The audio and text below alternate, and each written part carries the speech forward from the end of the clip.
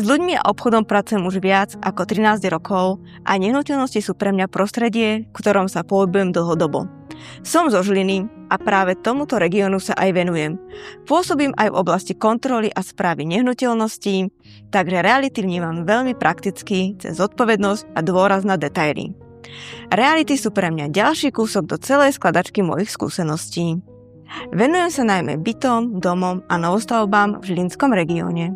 Sú to nehnuteľnosti, ktoré ľudia riešia v dôležitých životných momentoch. Keď sa sťahujú, robia zmenu alebo hľadajú miesto, kde sa chcú cítiť doma. A presne pri týchto rozhodnutiach chcem byť pre nich spoľahlivým partnerom. Základom je pre mňa férovosť. Chcem, aby klienti cítili, že im naozaj pomáham. A možno aj preto, že som sama mama 2 malých nezbedníkov. Viem, aké dôležité je mať doma pokoj a istotu.